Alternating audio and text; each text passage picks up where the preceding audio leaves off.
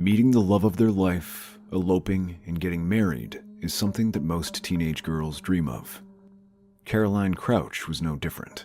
A young girl in high school, only 15 years old, was flattered by a financially well-off 27-year-old pilot who flew his helicopter over her school. Winning her heart, the two eloped and got married. But what seemed like the perfect fairy tale love story would soon turn into a murder that fooled the world. On Tuesday, May 11th, 2021, at 4:30 a.m., a man named Babis Anagnostopoulos, also known as Babis, was horrifically awakened from bed. At the time of the incident, he had rented a 2-story maisonette in the suburbs of Glyka, an area located on the outskirts of Athens, Greece.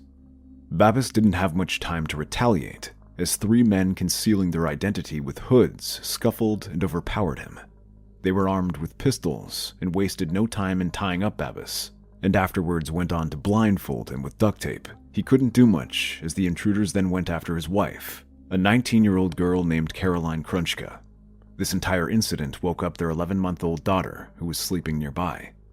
The intruders, with Greek and Albanian accents, repeatedly asked where the money was. Caroline didn't know that what appeared to be a robbery would turn into her own murder. Caroline Crouch was born to the retired engineer David Crouch and Susan Della Costa on July 12, 2001 in Athens. When she was just 8 years old, the family relocated to the island of Alonissos, the place where she had grown up. They moved because both David and Susan had fallen in love with the coastal surroundings. From a very young age, Caroline embraced her beachside life. She was passionate about both scuba diving and swimming. She had met her future husband Babis during a Good Friday parade in 2017. At the time, Babis was a commercial helicopter pilot, and Caroline was only 15 years of age. 3 years later, both of them got married in Portugal on July 15, 2019. A few days prior to her murder, Babis and Caroline had purchased a plot of land. Both Babis and Caroline had plans to build their dream house on the land for themselves and their infant daughter. To facilitate purchasing the land, Caroline had gotten 50,000 euros as a gift from her parents. As for the construction costs, the couple had around 10,000 euros hidden away in their house. The public in Greece at the time didn't rely much on banks, as they were at continuous risk of facing bankruptcy. In light of such circumstances, it was common for the general public to have cash stashed away in their house, as it was deemed a safer option. Caroline probably had a similar perspective for storing cash, and by no means would have anticipated what would happen on May 11th. A cry for help. Both Babis and Caroline, alongside their daughter, were tormented with fear as the intruders asked about the end. In an attempt to end the abyss that had befallen them, Babis told them exactly where the money was hidden, a location that's deemed rather unconventional. The intruders opened the Monopoly board game box and took all the money Babis and Caroline had stashed away for their dream house. But they didn't leave. Each one of them kept roaming from room to room as they snatched jewelry and other items of considerable monetary worth. The looters wanted more, but Babis and Caroline had given up all they had and, in a desperation and fear, begged for their lives and that of their daughter. Babis could hear the screams of his wife as the intruders held a firearm against the 11-month-old infant. Although blindfolded, he fought continuously against the restraints. However, the rope around his neck was tightened to the extent that he kept fainting in and out of consciousness. He eventually fainted and then regained his senses after a while. Once conscious, he discovered that the men had left the house. At the moment, the only thing he could hear were the painful cries of his infant daughter. In about 30 minutes or so, Babis was able to get close to his mobile phone and dial emergency services using his nose. As soon as the call connected, Babis cried out for help, asking emergency services to send an ambulance and give them his location. Given that he had duct tape around his mouth, the entire call was filled with muffled words. The operator on the other end asked Babis to explain what happened, but "robbers came in" was all he could say. An hour and a half had gone by since the intruders had broken into Babis and Caroline's residence. First responders arrived at the scene around 6 a.m. As they raced up the front steps to enter the house, what they saw can only be defined as horrific. Inside, the living space and kitchen had been completely destroyed. The drawers were open and empty, with clothing and other belongings scattered across the entire space. Among them was an open Monopoly box, the same box in which Babis and Caroline had hidden the money. First responders also found a security cam on the living room couch. It appeared as if it had been ripped off the walls. While the camera was lying on the couch, its memory card was missing. From the staircase hung the corpse of a white and brown husky puppy who had been strangled with her own leash. Babis was found on the floor of the main bedroom. His eyes and mouth were covered in duct tape that reached his neck, and restraints kept his hands and feet behind his back. On the bed, lying face down, was Caroline Crouch. Their infant daughter was beside her, crying and clapping as she pushed her mother in an attempt to wake her up. Caroline is declared dead. Their daughter, while in evident distress, appeared to be unharmed. First responders, however, were quick to observe Caroline's pale skin and determined that she was murdered. Babis went into visible shock when he was freed from his restraints and saw the corpse of his wife, the woman he'd been in love with for the past 5 years. The officers were quick to ensure the safety of the infant and began to interrogate Babis. Based on his side of the story and the state of the crime scene, the presence of 4 men was determined. Police officers concluded that 3 men had entered the house while the 4th kept watch. They interpreted the entire sequence of events up to the murder and escape as follows. 1. Intruders approached the house through a dirt road that led to its rear entrance. 2. They failed to break in through the rear door and then removed security pins off a basement window to enter the house. 3. After entering the maisonette, they murdered Roxy, the family's 7-month-old husky. The murder weapon, her own leash. 4. The 3 men then entered the main bedroom where Babis and Caroline were asleep. 5. Then they damaged the house and took the money out of the Monopoly box. 6. Before leaving, they murdered Caroline by smothering her with a pillow. 7. Since Babis was drifting in and out of consciousness, the intruders may have assumed he died and left believing that they had left no witnesses behind. As far as Caroline's death is concerned, it was revealed that it was not an instant experience. The 20-year-old female suffered an attack that lasted for around 6 minutes. Bruises across her body showed signs of retaliation, and those on her lips and tongue hinted at the possibility of sharp objects being used. No signs of sexual assault were found. Investigation and speculation. Although the damage done to the couple's house was immense, no concrete evidence was left behind by the intruders. The only thing that emergency first responders found in the house was the hood of one of the intruders. Based on how Babis had described the event, it was concluded that the hood must have fallen while Babis was retaliating. This may have been a small piece of evidence for a case of such magnitude, but the hood falling off was enough for Babis to get a glimpse of the culprit. A sketch depicting an overweight, dark-skinned, tall individual was created based on the details Babis shared. Despite being disoriented, Babis was able to identify 2 firearms that were used as well. According to him, the intruders had a black pistol and a silver Colt. Details of the investigation revealed that intruders were able to escape with 10,000 euros in cash and jewelry worth 20,000 euros.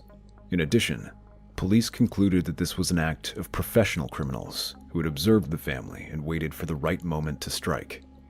Furthermore, a police spokesperson had stated it was brutal and violent, and went on to categorize it as an act of someone with a lack of emotions and a strong antisocial personality. Numerous speculations soon followed, as details of the investigation provided more and more insight into the murder. A key trail of thought in everyone's mind was that if money was the motive, why was murder necessary? Some other speculations put forth the claims such as, the intruders were high on drugs and could not control their actions, or maybe Caroline saw or knew them. Caroline resisted and fought back given that she was a black belt kickboxer and intruders had to silence her to keep her under control. Alarms being raised as Caroline may have started to scream when her 11-month-old daughter had a gun against her temple. While all of this was mere speculation, the investigators were certain about one thing. The attack was premeditated.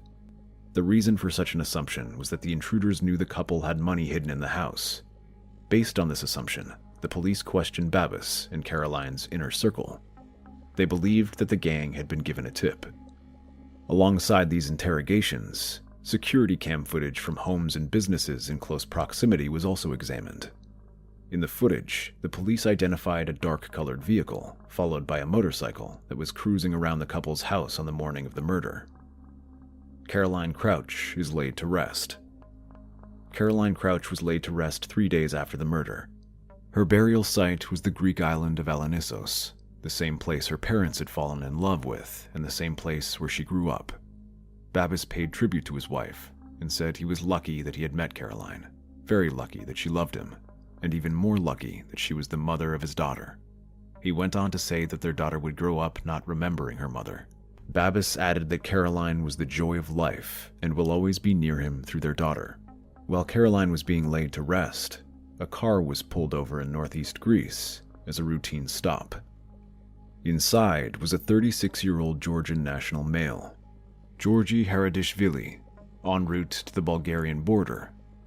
He had handed over his passport, but it was soon identified as a fake.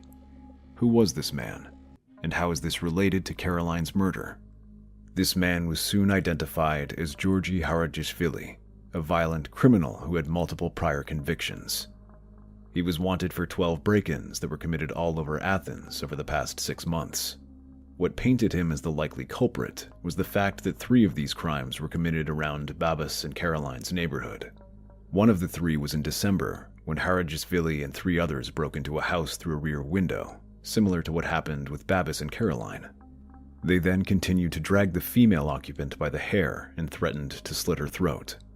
During that robbery, the group had stolen $10,000 cash and jewelry. Their next hit was on March 7th, just 2 months before Babis and Caroline made it to their hit list. During this robbery, they tied up 4 others and an older couple, along with their cleaning lady. The loot, cash, and other items of significant monetary worth. If patterns aren't enough to paint him as the culprit for the murder, then guess what?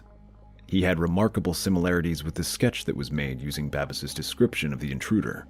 The evidence racked up against Haradishvili included a history of violent break-ins, an attempt to flee the country, and resemblance to the sketch. Given all of this, the police were confident that they had found their man.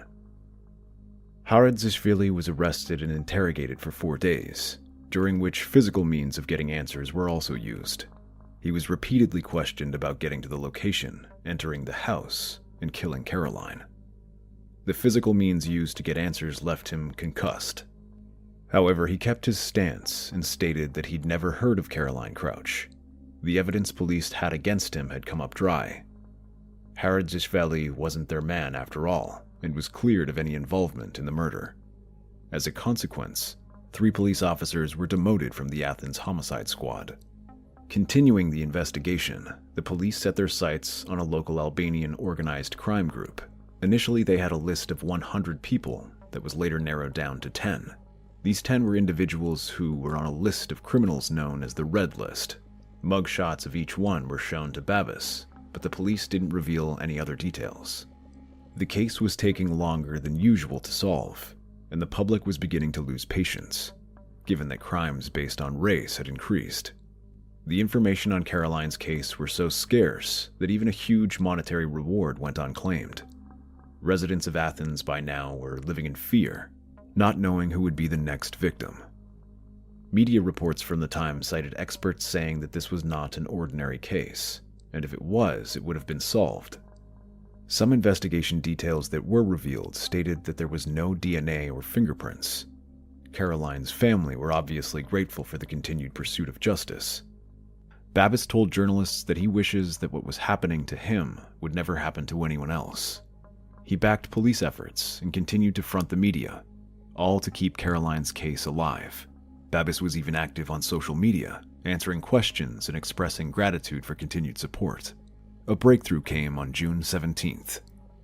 37 days after Caroline was brutally murdered, a small memorial service was being held for her on Olenassus. Those who had come to mourn noticed the detective at the ceremony. The investigators waited until the event had concluded and then began to approach Babis discreetly, asking to be escorted to Athens. The detectives at the time had new information about the case and urged Babis to come and identify the man. Babis, not knowing what lay ahead, agreed. By this time, the investigators had followed up on quite a lot of leads and analyzed some key details the night on which Caroline was killed. These details didn't add up. Babis had told the police that the intruders broke in from the basement window, but that window was very small, and with the physique of the supposed killer Babis had described, it was not possible for that to have been the point of entry. Babis had also claimed that the house had been trashed by the intruders. However, the neighbors told the police that they didn't hear anything of the sort, and the sounds that night were of a couple's puppy crying in distress. No house being trashed, no calls for help, no crying infant.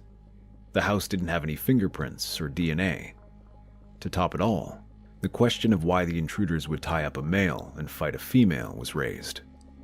Babis had also claimed that the intruders must have taken out the memory card for the living room security camera, but data from the camera revealed that the card was removed at 1:20 a.m., a few hours before the criminals had supposedly entered the house.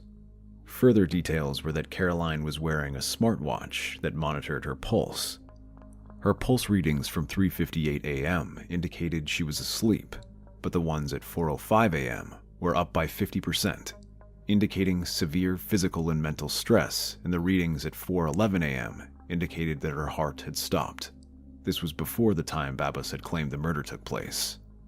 Babis, on the other hand, had a fitness app on his smartphone. Data from the app revealed that he was moving around during the time in which he was supposed to be tied up. The police had also tried to reenact Babis dialing emergency services with his phone. However, no one was able to do that. Police investigations revealed that Caroline had attempted to book a hotel for herself and her daughter on the night she was killed. A text message sent to her friend also revealed that she was threatening to leave Babis. Back when Babis had met Caroline, he was on holiday in Alanissos. His mother had lived on the island and was a teacher at Caroline's school. Babis at the time was charismatic, clever, loved to take photos, and was well off financially. He gained Caroline's attention by flying a helicopter over her school. This was somewhat of a dream that most teenage girls have. But in Caroline's case, she was unaware that this dream would soon turn into a nightmare. She thought they were the perfect match and took her family into confidence, telling them she was happy. Babis proposed to Caroline a year and a half into their relationship. At the time of the proposal, Caroline was underage but turned 18 3 days later. The couple exchanged vows and settled in Glyka Nera.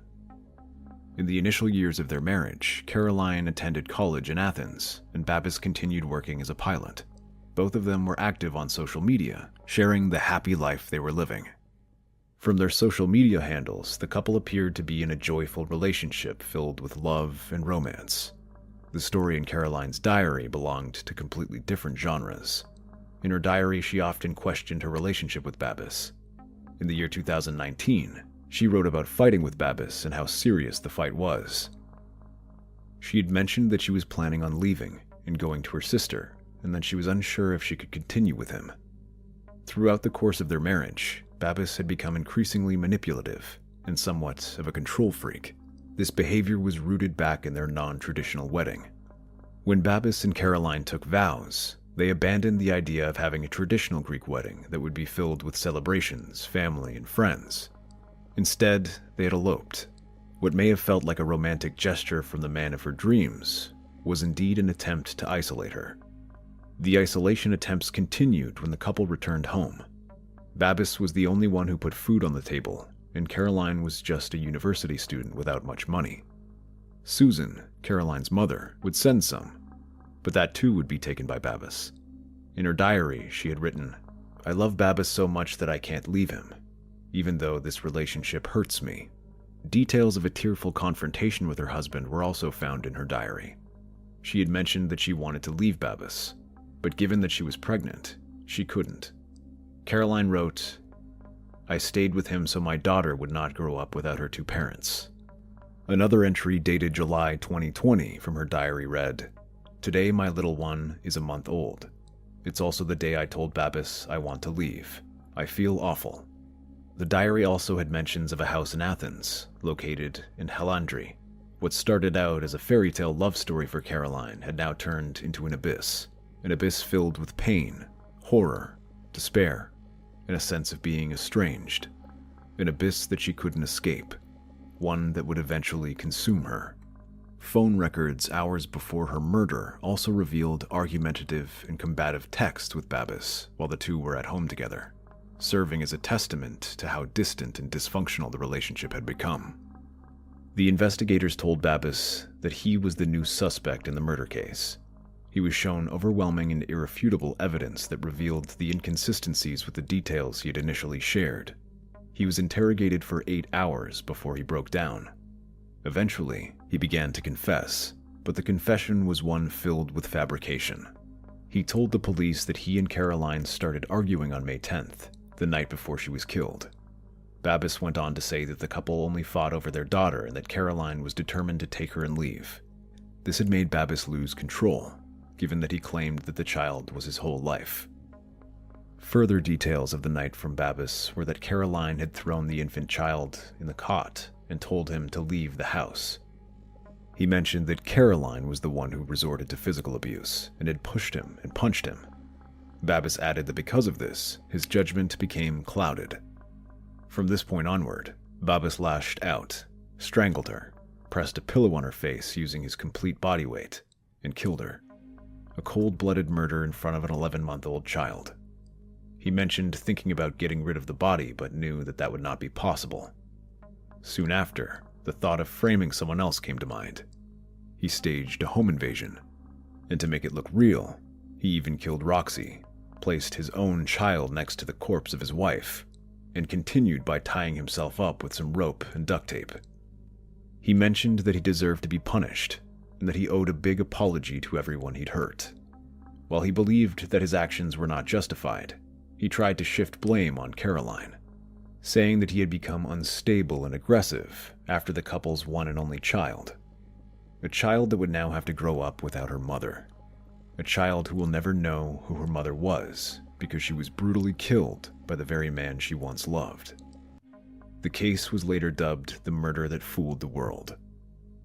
Babis had become so confident about getting away with the murder that he didn't bother to destroy key evidence.